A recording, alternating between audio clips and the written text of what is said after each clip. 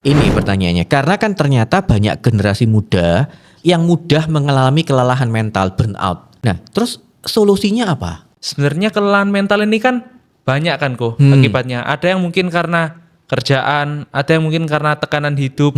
Tapi kalau yang aku tahu rata-rata ya, memang nggak semua, tapi rata-rata Gen Z itu pasti ujung-ujungnya lelah mental karena sosial media ini. Membanding-bandingkan hidupnya dengan sosial media lagi dan sebagainya. Artinya banyak permasalahan yang terutama kita Gen Z, karena aku sendiri juga mengalami, banyaknya distraksi itu sebenarnya yang membuat kita tuh jadinya kurang waktu. Nah, gengsi ini menarik Arlen, karena kan banyak generasi muda yang akhirnya tidak mau melakukan apapun hanya karena perkataan gengsi. Iya, Nah, benar. solusinya terus apa yang harus mereka lakukan? Mereka harus maksa diri kok, karena saya ini orangnya jujur, orang yang suka memaksa diri saya sendiri buat ngelakuin apa yang harus saya lakuin. Karena kalau kita nggak maksa diri, kita pasti makin lama itu makin sulit. Ibaratnya itu ada misal kita di sini aku, semakin kita nggak maksa diri, kita tuh semakin mundur, dan semakin kita mundur, semakin berat buat kita tuh melawan lah kok ibaratnya. Sama kan, kayak orang nge-gym untuk paling berat itu adalah memulai hari pertama untuk jalan. Betul kok. Kalau nggak dimulai dari awal ya sudah, kita Nggak akan selamanya jalan-jalan. nggak akan jalan-jalan. Iya.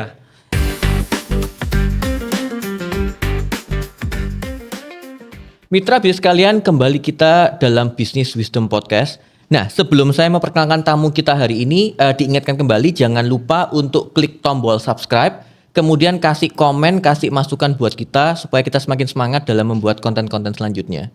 Nah, tamu kita hari ini adalah generasi muda Gen Z yang hidupnya penuh dengan banyak pengalaman yang berbeda-beda, unik-unik gitu ya. Benar kok. Oke, namanya Matthew Arlen Purnomo. Yes kok. Perkenalkan terlebih dahulu. Halo semua, nama aku Matthew Arlen Purnomo. Sekarang saya merupakan mahasiswa semester 2 di salah satu universitas di Surabaya. Dan saya juga bekerja sebagai agent properti di salah satu agensi di Surabaya. Oke, nah menariknya gini Matthew.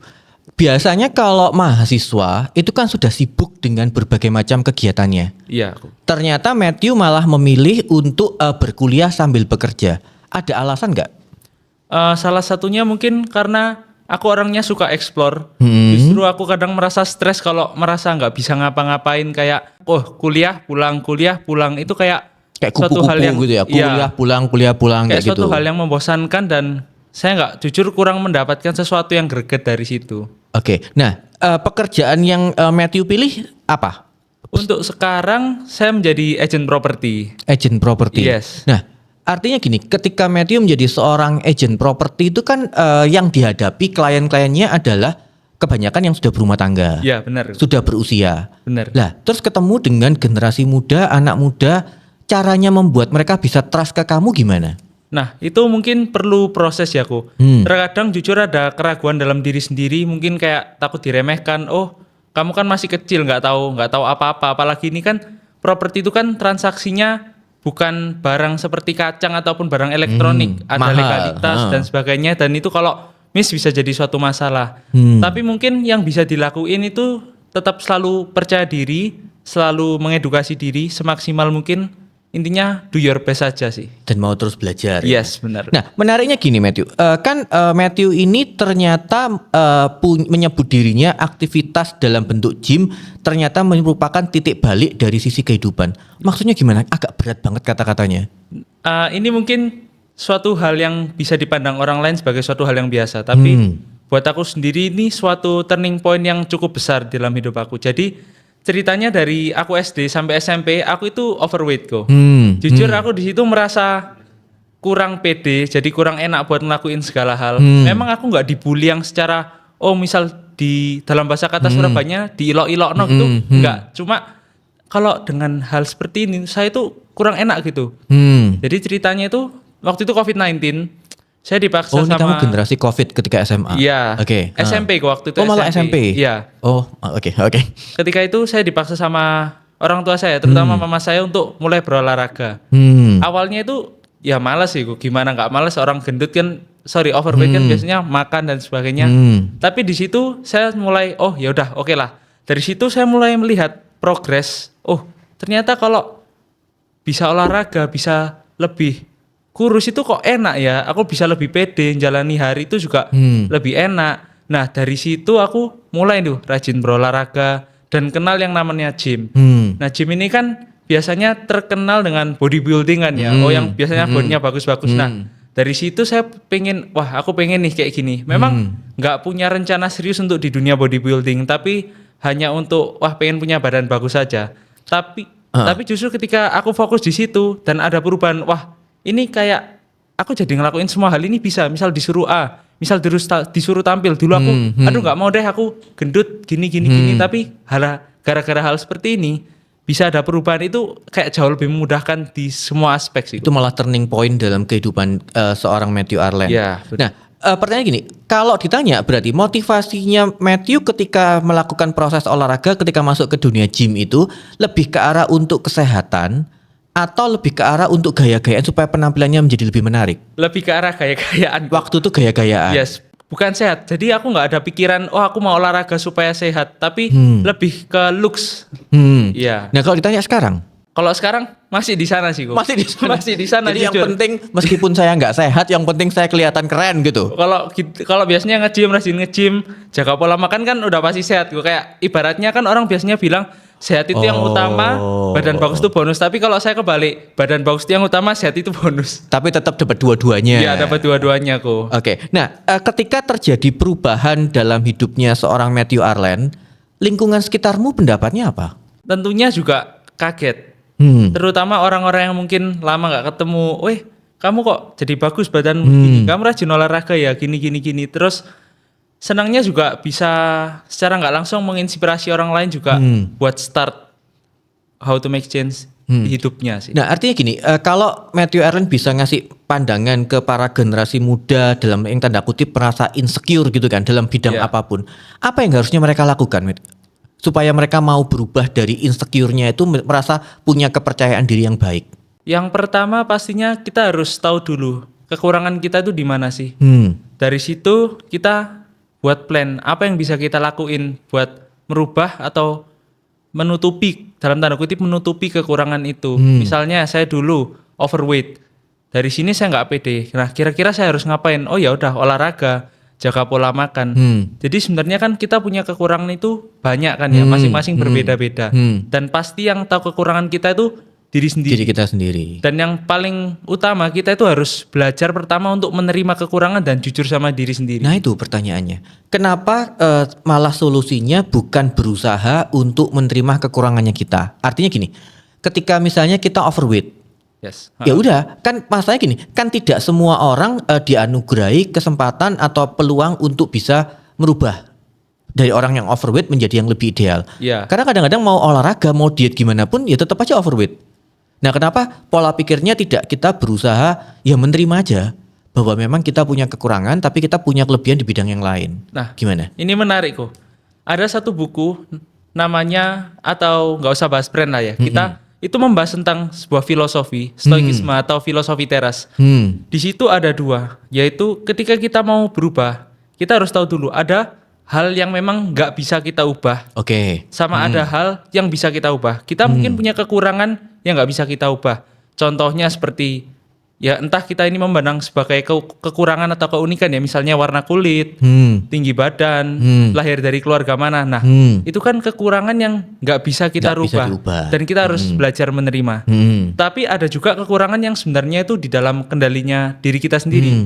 Contohnya, yaitu tadi, saya dulu overweight, terus mungkin malas, mungkin nggak punya penghasilan sebagaimana. Itu kan sesuatu hal yang bisa kita ubah, tapi memang butuh proses yang panjang.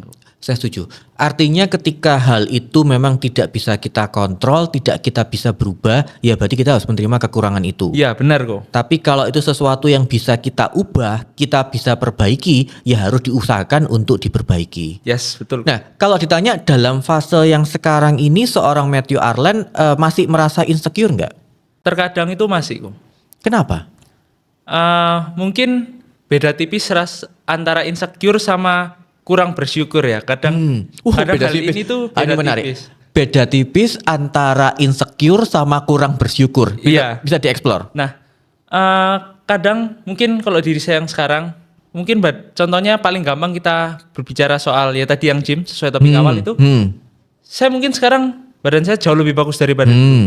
Tapi ketika di titik saya mungkin ngaca gini kok kok kurang ya. Hmm. Itu mungkin juga bisa pengaruh dari sosial media. Standar kita jadi berubah karena mungkin kita mengonsumsi, oh badan yang bagus itu seperti ini, kaya itu seperti ini, ganteng itu seperti ini, cantik itu seperti ini. Nah, kadang tuh hal-hal seperti ini itu yang membuat kita tuh jadinya insecure. Sebenarnya ini kita kurang bersyukur sebenarnya. Loh ya berarti solusinya satu, matikan aja semua sosial media. Generasi muda tidak usah pakai sosial media gitu kan? Nah, itu yang sulit sih Gus sebenarnya. Apalagi kan sosial media ini juga memudahkan kita. Memang pedang bermata dua, bisa merugikan dan juga bisa memudahkan. Tapi ya itu kita harus bijak-bijak sendiri lah untuk mengontrol apa sih yang harus kita konsumsi di sosial media, apa sih yang harus kita avoid atau harus kita hindari sih. Ya, memilih informasi mana yang mau dipelajari, mana informasi yang harus dibuang kayak gitu. Iya, benar. Karena gini, Matt, karena kan secara prestasinya kamu termasuk bagus loh maksudnya. Pernah sebagai best graduate social science di SMA terkenal di Surabaya. Iya. Kemudian sport ambassador di SMA terkenal juga di sekolah swasta di Surabaya. Iya. Nah, menariknya ini gold dan silver medalist International Choir Festival. Berarti kamu bisa nyanyi. Iya, bisa. Berarti kalau mitra bisnis kalian pingin kamu nyanyi sedikit gitu bisa ya? Waduh, kalau bisnisnya bukan bisnis nyanyi ya, saya malu kok kalau disuruh nyanyi. Loh, siapa tahu nanti tiba-tiba ada produser yang terkenal yang mau mengontak seorang Matthew Arlen menjadi ambasadornya kan bisa-bisa Oh iya, aja. bisa. Itu bisa jadi sih kok. Gini, ayo coba satu bait atau dua bait kayak perlu pemanasan dulu suaranya. Iya, kayak belum nyanyi kok dari pagi kok. Tapi Oke. kayaknya jangan sekarang deh. Kayaknya mending kepoin IG ku aja gimana ya kok. Oh enggak apa-apa. Ini kan sesi yang pertama mitra bisnis. Nanti kita todong lagi di sesi yang kedua. Dipersiapkan mentalnya Oke. dulu untuk Oke, nyanyi. siap. Oke, Arlen, berarti gini. Kalau ditanya siapa figur yang menginspirasi seorang Matthew Arlen? Sebenarnya kalau figur itu banyak sih. Tergantung ya segmen-segmennya lah ibaratnya. Kalau figur utama pasti ya mama papa. Ya meskipun mama papa itu memang nggak perfect ya. Kadang kita maksudnya ini tapi mereka itu punya maksud yang berbeda, salah tangkap. Tapi gimana pun mereka itu orang yang pengen melihat kita itu jauh lebih baik dari mereka. Dan pasti tujuan dan maksud mereka itu buat mengajar kita yang terkadang caranya itu menurut kita kurang tepat. Tapi itu hal yang baik. Kalau kita pikir-pikir, oh ya ternyata benar ya mama papa. Nah ini menarik. Artinya kan terjadi pola pikir yang berbeda antara generasi orang tua dengan generasi anaknya gitu kan. Iya. Solusinya kalau bisa saling memahami dengan mudah sih enak. Iya itu benar. Nah masalahnya kan kadang nggak bisa, nggak match gitu loh. Orang Iya. tua maunya gini, anak maunya kayak gini, apalagi Gen Z. Iya benar Nah itu. solusinya apa sebagai Gen Z-nya sendiri harus ngapain? Kalau dari pengalaman pribadiku sendiri kalau aku sih biasanya kita belajar untuk menerima. Memang kan kita itu sebagai anak itu kan harus nurut sama orang tua. Orang tua itu kan wakilnya Tuhan lah ibaratnya. Tapi memang ada hal-hal kekeliruan yang memang sebenarnya ini tuh baik tapi menurut mereka nggak baik. Bahkan di dulu perjalanan saya untuk mengubah badan dalam tanda kutip nge-gym itu saya sebenarnya sempat dilarang. Oke. Karena nge-gym itu bikin kuntet, nggak bisa tinggi. Tapi di situ ya dalam tanda kutip saya melawan tapi bukan dengan perkataan atau ngajak debat ya. Saya tetap melakukan itu. Saya buktikan. Dibuktikan dulu. Tapi jangan sampai kita itu mendebat atau melawan orang tua kita lah ibaratnya. Jadi tetap harus hormat, tetap harus sopan Iya. ke orang tua, tapi dibuktikan bahwa ada Iya. sesuatu yang memang bisa membuahkan hasil, bisa membuat sesuatu menjadi lebih positif. Yes, benar itu kok. Oke, kita akan kembali lagi di sesi yang kedua. Oke.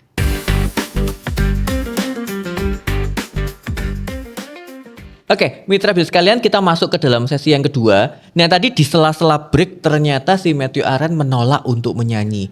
Katanya kontraknya nggak sampai sejauh itu gitu ya. Aku nggak bilang gitu loh kok. Nah, artinya gini, kalau ada orang yang pingin tahu kemampuannya seorang Matthew Arlen dalam menyanyi, caranya gimana? Caranya mungkin bisa follow Instagram dulu ya. @MatthewArlen_. Dan @MatthewArlen_. bisa dibuka reelsnya, nah ada di situ. Sebenarnya kita ada YouTube channel sendiri sih. Oh, punya YouTube channel juga. Iya. Apa YouTube channelnya? Kalau nggak salah ini agak lupa ya, sorry ya. Eternal Harmony. Jadi di situ ada. Oke, bisa ngeliat ke YouTube-nya Eternal Harmony atau ke MatthewArlen_. Bener. Nah, menariknya gini, Matthew, kamu kan ternyata juga merupakan content developer dari Faith Confession. Ya, bener Apa kok. ini Faith Confession? Jadi Faith Confession itu kayak Christian based account yang aku buat di tahun 2023 itu ya 2023. Jadi itu account yang isinya mungkin quotes-quotes atau reminder yang topik utamanya itu tentang kekristenan lah itu. Oke. Nah, apa motivasinya untuk mendirikan si Faith Confession ini apa? Mungkin pengen sharing aja sih pengen kan kita sebagai orang Kristiani, orang Nasrani, hidup kita kan juga harus berdampak gitu ya. Jadi mungkin dari situ aku juga pengen coba aku share, bisa nggak ya? Kadang tuh aku juga merasa kerimain gitu sama akun-akun orang dulu sebelumnya yang membahas tentang quotes ini bisa aja tentang kekristenan atau hal apapun itu ya. Kadang itu aku kerimain dan di situ oh ya ternyata hal sesimpel ini tuh bisa menyentuh, bisa secara nggak langsung itu bisa jadi turning point kecil lah buat hidup orang lain. Oke. Nah, artinya apakah ada sesuatu yang memotivasi kamu di awal bahwa kok saya merasa hidup saya gini-gini aja, terus kamu bikin ini atau memang ya kamu pingin lebih ke arah berdampak aja? Ada rasa itu juga aku. Karena di awal aku juga bilang aku orangnya nggak suka kayak nggak ngapa-ngapain, nggak buat apa-apa. Karena jujur kadang ada perasaan fungsiku ini apa sih kok kayak aku merasa useless banget gitu loh jadi orang gitu. Nah terus ide kontennya dari mana? Kalau ide konten sih kan itu account kayak yang membahas tentang quotes, reels dan sebagainya itu banyak sih kok sebenarnya. Cuma itu cuma kan, kamu redesign ulang. Iya bener kok. Kamu tambahkan emotional touch-nya supaya lebih bisa masuk ke semuanya gitu ya. Iya, amati tiru modifikasi lah kok ibarat. Oke. Ya mahasiswa banget. Nah, gini, Matt, terus impact-nya dari si Faith Confession ini sampai sejauh ini apa? Kalau impact-nya sih karena mungkin akunku ini kan pakai bahasa Inggris ya. Jadi mungkin aku nggak bisa mengerti langsung gimana impact-nya buat netizen di sosial media ya, karena followersnya orang Indonesia atau kebanyakan orang luar? Kebanyakan orang luar. Oh. Itu sebenarnya juga ada kebingungan waktu membuat akun. Enaknya pakai bahasa Indonesia atau pakai orang luar ya. Cuma kalau di orang luar ini kan engagement-nya bisa lebih banyak dan bisa secara lebih universal luas. ya. No, tapi pertanyaan gini, ada nggak yang tiba-tiba nge-DM si Faith Confession ini terus menceritakan bahwa terima kasih sudah dengan konten ini membuat saya semakin bersemangat? Ada nggak yang kayak gitu? Ada kok. Puji Tuhan ada, dan di situ kayak aku merasa itu kayak titik di mana oh ternyata bisa sampai gini ya, padahal itu cuma hal yang mungkin sehari nggak nge-spend lebih waktu dari 30 menit buat membuat konten itu, terus dia udah di-upload, bukan suatu hal yang sulit lah ibaratnya, tapi ternyata hal sekecil itu juga bisa berdampak buat orang lain. Ingat nggak, Matt, apa waktu itu kontennya tentang apa, terus apa yang dia ceritakan ke kamu? Kontennya itu kayaknya tentang suatu ayat di Alkitab, cuma saya lupa ayatnya itu di mana, tapi dia bilang thank you ya, ibaratnya singkatnya itu kayak thank you ya udah nge-reminder aku. Ini berharga gitu loh buat aku. Bahkan juga waktu itu ada satu respon juga di mana itu sebuah komunitas di Afrika ternyata. Untuk orang-orang Kristen yang sulit di sana. Cuma dia kayak ya udah dia say thank you. Dia juga cerita bahkan dia ini kan pendiri komunitas itu. Dia bahkan hampir bunuh diri juga katanya karena dia tuh merasa desperate lah ibaratnya untuk mengelola ini, apalagi kan di sana orang-orang Kristen itu kan juga bukan di suatu tahap atau kondisi yang aman gitulah kok ibaratnya. Nah, artinya kalau ditanya planningnya Matthew Arlen untuk si Faith Confession sendiri ini apa ke depannya? Nah, sayangnya memang aku sudah cukup off di akun ini. Lah berdampak kok malah off. Nah, itu kesalahanku itu kok ya. Jadi mungkin aku rencananya juga mau buat aktif lagi. Dan di situ kan ini kan sebenarnya bukan suatu hal yang harusnya bukan cuma buat nyari engagement seneng-senengan aja. Seperti tadi tujuan awalnya kan kita berdampak ya, kita harus berkorban lah ibaratnya untuk melakukan itu. Iyalah, daripada setiap hari 5 jam ngangkat barbel kan mendingan berdampak buat orang. Gak nyampe 5 jam lah kok. Nah, Matt, sekarang gini, artinya kan seorang Matthew Arlen ini juga susah dalam mengatur waktu. Kuliah iya, kerja iya, nge-gym iya, bahkan kamu punya pelayanan juga toh di gereja toh. Iya benar kok. Nah, cara membagi waktunya gimana? Memang agak kewalahan sih kok cara membagi waktunya. Tentunya kalau cara membagi waktu ya buat aku sendiri, pertama kita harus buat to-do list dulu. Misal besok prioritas kita ini yang mana sih? Nah kita harus, ini biasanya style orang tuh beda-beda. Ada yang suka secara garis besar, tapi kalau saya karena orangnya suka terstruktur, jadi saya buat rinci. Misal jam sekian sampai jam sekian. Ini sedetail itu. Ya, kita ngapain aja di sini. Cuma kadang ternyata aku itu bukan kurang waktu, tapi kurang fokus. Artinya apa? Kurang fokus dalam arti gimana? Artinya banyak permasalahan yang terutama kita Gen Z, karena aku sendiri juga mengalami, banyaknya distraksi itu sebenarnya yang membuat kita tuh jadinya kurang waktu. Sebenarnya kalau disempetin tuh ternyata sempet, waktunya itu ada, tapi mungkin kita habis belajar istirahat tuh scrolling dulu lah 1 menit, kok tiba-tiba udah 1 jam. Nah itu kan sebenarnya waktu-waktu yang bisa kita gunakan untuk melakukan tanggung jawab kita, hobi kita. Jadi sebenarnya untuk sekarang ini aku lebih ke bukan gimana caranya aku mengatur waktu, tapi gimana caranya aku bisa memaksimalkan fokusku supaya waktu itu nggak kebuang sia-sia gitu Nah, sih kok. ini kan Matthew kan partnya dari Gen Z kan. Iya. Berarti kalau boleh atas rekomendasi dari Matthew Arlen maka sosial media untuk Gen Z itu dihapuskan aja gitu. Karena dari tadi loh kamu bilang banyak waktu ngeliat informasi-informasi yang nggak tepat untuk Gen Z. Yang kedua akhirnya membuang-buang waktu karena scrolling Instagram. Iya benar kok. Diputus aja kalau gitu Instagramnya. Kalau mungkin dalam arti kita udah kecanduan banget, kita mau detox, dihapus gak apa-apa. Mungkin 1 bulan. Nah, tapi nanti kita mungkin bisa Nanti kamu download akan lagi. diserang banyak netizen ini pasti. Matthew Arlen menyetujui si Instagram dihapuskan. Tapi karena kan ya nggak setuju banget sih kalau benar-benar kita nggak pakai ya. Cuma mungkin itu bisa salah satu cara untuk vakum sebentar untuk mengembalikan habit atau cara kerja mental atau otak kita tuh supaya kita nggak ke brain rot lah ibaratnya. Ini pertanyaannya, karena kan ternyata banyak generasi muda yang mudah mengalami kelelahan mental, burnout. Nah, terus solusinya apa? Kalau dari aku sendiri, kelelahan mental itu juga pernah ada di fase cukup sering, hampir setiap hari. Dan jatuhnya tetap scrolling, tetap nge-scrolling. Karena kita kayak membutuhkan dopamin atau motivasi, yaitu karena kita butuh hal itu secara instan. Akhirnya kita scrolling. Sebenarnya kelelahan mental ini kan banyak kan kok akibatnya. Ada yang mungkin karena kerjaan, ada yang mungkin karena tekanan hidup. Tapi kalau yang aku tahu rata-rata ya, memang nggak semua, tapi rata-rata Gen Z itu pasti ujung-ujungnya lelah mental karena sosial media ini membanding-bandingkan hidupnya dengan sosial media lagi dan sebagainya. Ini berarti ketiga kalinya Matthew Arlen merekomendasikan sosial media dihapus. Jangan dihapus. Gini, masalahnya gini, kan kalau sudah melakukan banyak hal, burnout, butuh healing, istilahnya kan healing gitu kan, itu oke. Tapi kan masih banyak generasi yang hidupnya mager. Benar kok. Yang lebih banyak cuma tidur-tiduran, tidak melakukan apa-apa, tapi merasa dirinya stres. Iya, itu. Nah terus masukannya apa buat mereka? Sebenarnya kalau yang kayak gitu itu karena dia tuh stres, karena dia tuh tahu sebenarnya dia harus ngelakuin apa, tapi dia nggak ngelakuin itu. Secara nggak langsung nuraninya itu tahu, aku ini nggak boleh loh malas-malasan, tapi kita nggak menuruti hal itu. Jadinya kita tuh stres, aduh aku kok gini-gini terus saja ya. Tapi ya itu ujung-ujungnya ya kita nggak ngelakuin perubahan karena kalah ibaratnya sama kemalasan kita. Solusinya ya kita mau nggak mau harus paksa diri karena nggak ada yang bisa mengubah diri kita selain diri kita sendiri sih kok. Oke, nah termasuk Gen Z dipandang sebagai generasi yang mudah bosan. Menurut pendapatnya Matthew gimana?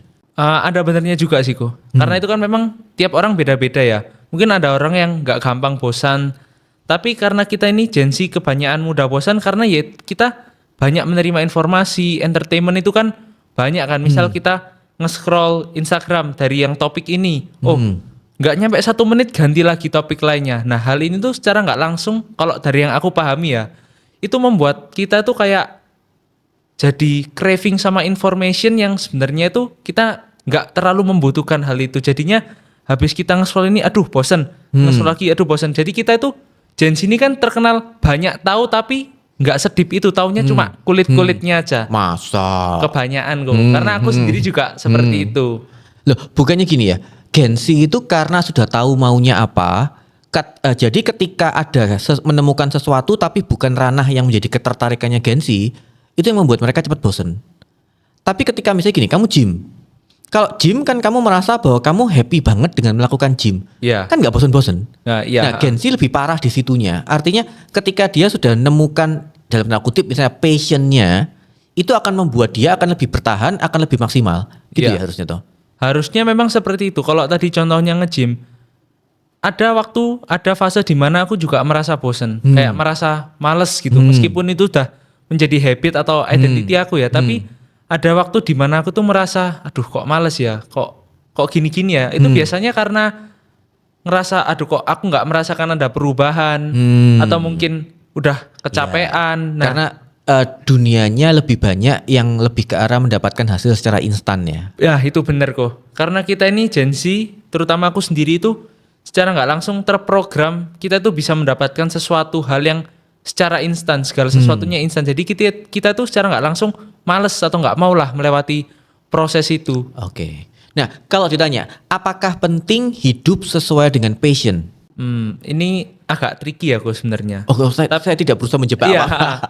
tapi kalau menurut aku, kalau buat awal-awal kayak misal aku generasi muda sekarang ini, itu nggak penting. Lupakan itu dulu, kita explore dulu, coba banyak hal dulu. Misal, passionku di nyanyi, tapi kok aku nyanyi ini belum ada hasilnya, belum kelihatan. Nggak apa-apa, kita boleh konsisten di situ, tapi kita juga harus mencoba hal lain. Jangan menutup diri, jangan terlalu idealisme lah ibaratnya. Aku sukanya di sini, aku nggak mau lakuin hal yang lain. Nah, itu sebenarnya kurang tepat juga. Karena aku sendiri itu sebenarnya kurang suka di bidang marketing. Tapi ya aku milih buat jadi agent property. Ya karena itu salah satunya nggak pakai modal. Itu kita juga belajar ketemu banyak orang. Gimana komunikasi, terutama sama orang yang jauh di atas kita itu kan nggak gampang. Jadi ya kita harus terus explore, coba hal yang baru. Iya. Nah, itu sih. Artinya hidup sesuai passion itu kalau bisa, kalau diberi keberuntungan, kesempatan, Benar. bagus. Bagus. Tapi kalau kita tidak punya kesempatan untuk hidup sesuai dengan passion, ya kita tetap harus bisa survive, kita tetap harus bisa bertanggung jawab melakukan apa yang menjadi kewajiban Yes, kita. itu gitu. benar kok. Tetap harus bisa bertahan. Jangan terpacu. Aku pokoknya harus mau sesuai passion. Tapi ya kalau kita memang dikasih kerjaan yang sesuai passion, ya it's good, bagus gitu. disyukuri. Tapi kalau kita memang nggak dikasih, ya udah jalani gitu. Oke, nah pertanyaan ini, ketika Matthew Arlen dididik dari keluarga yang sekarang seperti ini, kendala apa yang paling besar yang pernah kamu hadapi? Kalau dari aku sendiri mungkin perfeksionisme ya aku. Oke. Karena memang orang tuaku itu terutama mama itu perfeksionis orangnya. Kayak mama itu ya ini baik tujuannya dan aku bersyukur sih sebenarnya. Kayak pengen aku tuh bisa jadi orang yang disiplin. Dan apalagi kan aku juga anak pertama, anak cowok. Ibaratnya aku harus bisa lebih survive gitulah. Cuma terkadang hal-hal ini tuh membuat aku tuh punya program di otakku kayak aku nggak boleh salah ibaratnya. Aku harus bisa perfect, aku nggak boleh salah. Dan yang lebih bahaya lagi, aku nggak mau memulai kalau aku belum benar-benar siap. Oh, karena merasa harus perfeksionis, Ya. maka untuk memulai sesuatu hal baru itu pertimbangannya banyak. Iya benar kok. Jadi itu kayak aku tuh takut kalau gagal gitu loh ibaratnya. Wah ini kan nanti sia-sia kalau gagal. Padahal kan ya di dunia itu nggak bisa seperti itu kan ya kok. Nah, pertanyaan gini, Budi. Kapan seorang Matthew Arlen merasakan yang namanya gagal? Kalau kegagalan yang besar sih untungnya belum pernah. Tapi kalau ya kegagalan minor itu pasti ada. Contohnya dulu tahun lalu itu saya hampir closing, sudah deal, tapi karena klien saya ini kelamaan, akhirnya keduluan. Nah itu ada titik down di situ dan jujur saya jadinya vakum. Ibaratnya kayak off dari properti selama beberapa bulan dan baru belakangan ini saya aktif lagi sih. Contohnya sih seperti itu. Oke. Nah, kalau ditanya, jika ingin bisa merubah hal dalam hidupmu, apa yang ingin kamu ubah? Dalam arti dalam masa lalumu misalnya, oh saya dulu tuh gini, saya pingin kalau bisa ada kesempatan untuk ngubah, apa yang ingin kamu ubah? Kalau dari aku jujur nggak ada kok. Karena aku percaya setiap proses yang kita alami di masa lalu itu adalah cara Tuhan membentuk siapa diri kita sekarang ini. Jadi memang kita melakukan kesalahan lah ya pasti di masa lalu. Tapi ya udah, itu kesalahan jangan kamu ulangi lagi lah ibaratnya. Kita fokus saja sama present time, sama masa depan. Gimana caranya kita itu jangan sampai buat salah. Gimana caranya kita memaksimalkan waktu kita dan sebagaimana mestinya kita yang harus kita lakuin itu apa gitu kok. Jadi nggak ada yang pengen aku rubah di masa Hidup lalu. itu nggak ada yang sempurna, tapi ketika kita berusaha mensyukuri apapun dalam hidup kita, itu akan membuat kita hidup lebih bahagia. Benar kok.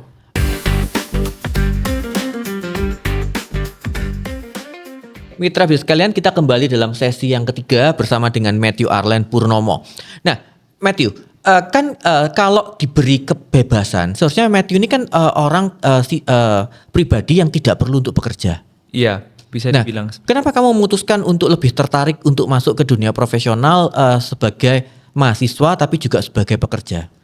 Karena jujur ada ketakutan di dalam diriku juga kalau nanti setelah kuliah ini nggak bisa ngapa-ngapain. Kan sekarang tuh banyak kan kok fenomenal oh orang lulus S1 tapi nggak terima sana sini, nggak ada yang diterima. S1 yang tidak punya pekerjaan banyak. Iya, jadi ada ketakutan di situ, ada rasa juga pengen bisa punya uang sendiri, jadi mau apa itu ibaratnya nggak minta-minta lah, karena ada nggak tahu kenapa ya, semakin besar tuh ada perasaan bersalah lah ibaratnya kalau minta ke orang tua gitu loh ibaratnya aku. Kalau Jadi aku lebih sih kayak gitu. ingin menghasilkan sendiri. Iya. Nah, artinya kalau dihubungkan dengan keluarga, kalau bisa meminta gitu ya misalnya. Iya. Apakah Matthew Arlen ketika akan dilahirkan kembali lebih memilih dalam keluarga yang sama, atau kalau bisa saya dilahirkan dalam keluarga menteri gitu misalnya? Gimana? Yang sama aja sih kok. Yang sama. Kenapa? Karena aku percaya itu yang paling sweet buat aku, itu yang paling bisa membentuk siapa diriku sekarang sih kok. Itu. Membuat kamu menjadi semakin pribadi yang kuat ya. Iya. Nah, Matthew kan juga ikut pelayanan di gereja. Benar, iya kok. Apa yang membuat kamu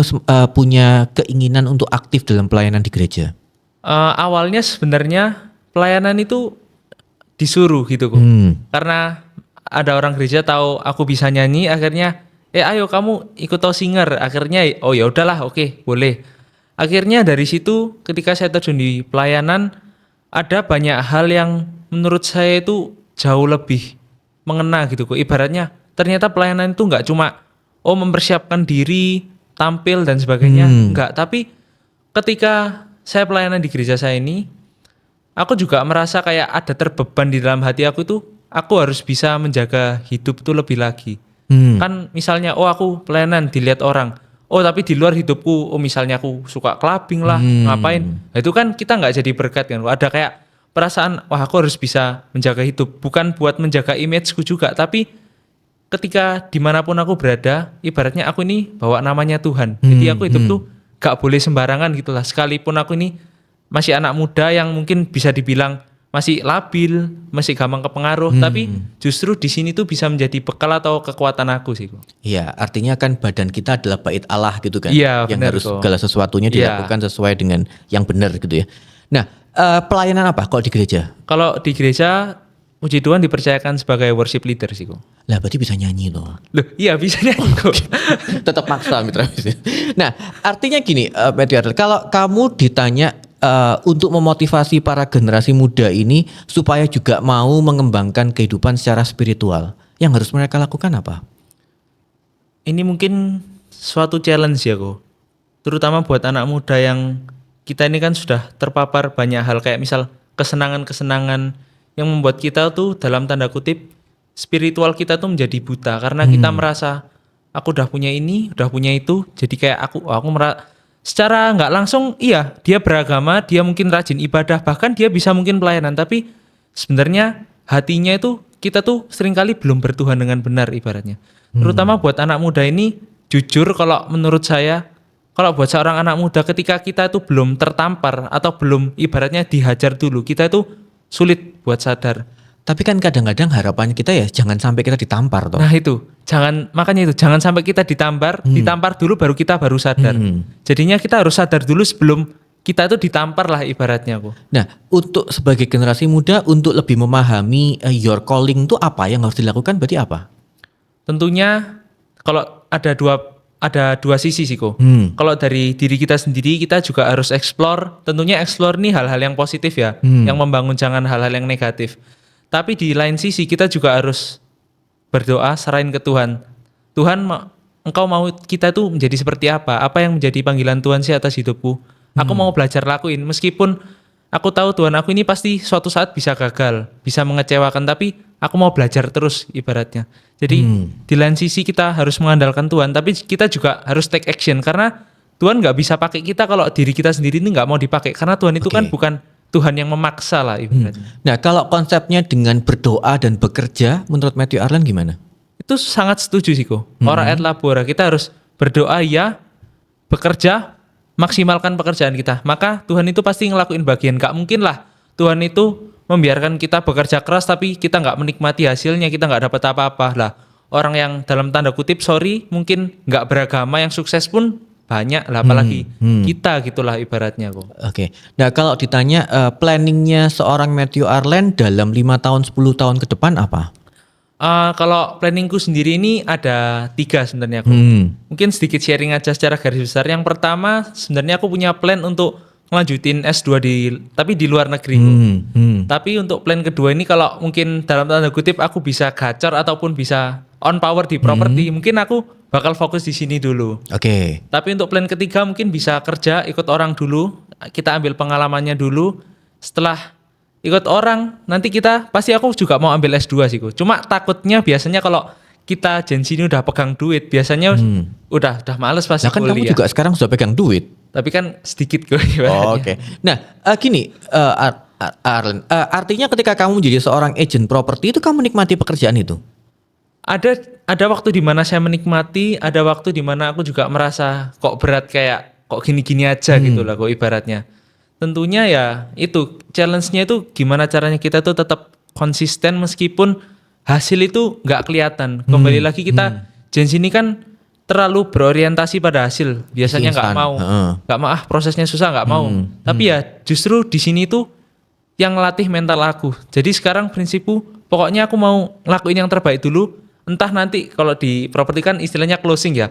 Entah nanti closing atau nggak closing. Aku berusaha udah itu nanti urusan belakang. Tapi yang pasti aku harus ngelakuin apa yang terbaik dulu. Do your best dulu Iya. artinya. Nah kalau dia tanya tantangan terbesarmu apa kalau dalam sebagai agent properti? Tantangan terbesar mungkin ngadepin klien yang mintanya banyak sih.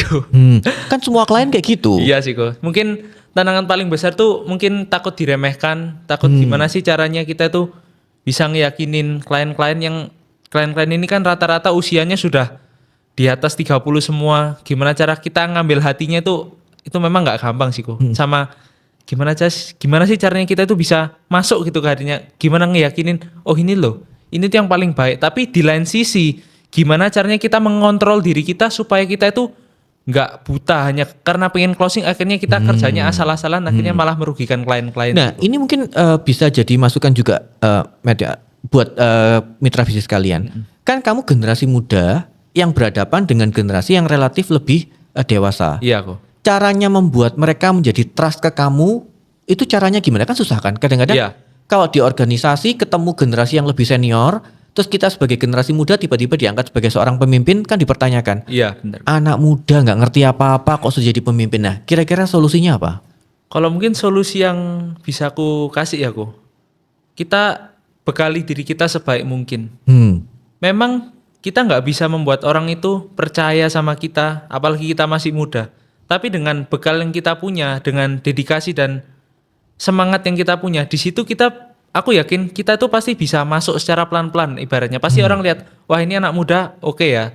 Dia masih muda tapi dia semangat, dia berusaha. Apa? Berarti kalau ditanya bekal yang harus kita punya sebagai generasi muda apa? Selalu edukasi diri. Mau selalu belajar terus Mau artinya. selalu belajar. Tapi itu nomor 2. Yang pertama, ngandalin Tuhan. Itu yang itu mutlak harga mati. Nggak bisa diganti sama apapun. Tapi kita juga nggak mungkin bisa ngandalin Tuhan kalau kita nggak membekali diri. Oke. Bekali diri. Yang ketiga, ini yang jadi permasalahan juga, nggak boleh gengsi. Harus mau sulit, harus mau mungkin dipandang rendah, dipandang remeh. 3 hal ini, Sko. Oke, luar biasa. Artinya kan selain mengandalkan Tuhan, mau belajar dan mau rasanya di bawah gitu ya. Iya. Jangan gengsi segala macam. Nah, gengsi ini menarik Arlen karena kan banyak generasi muda yang akhirnya tidak mau melakukan apapun hanya karena perkataan gengsi. Iya. Nah, benar. solusinya terus apa yang harus mereka lakukan? Solusinya mereka harus maksa diri kok. Karena saya ini orangnya jujur, orang yang suka memaksa diri saya sendiri buat ngelakuin apa yang harus saya lakuin.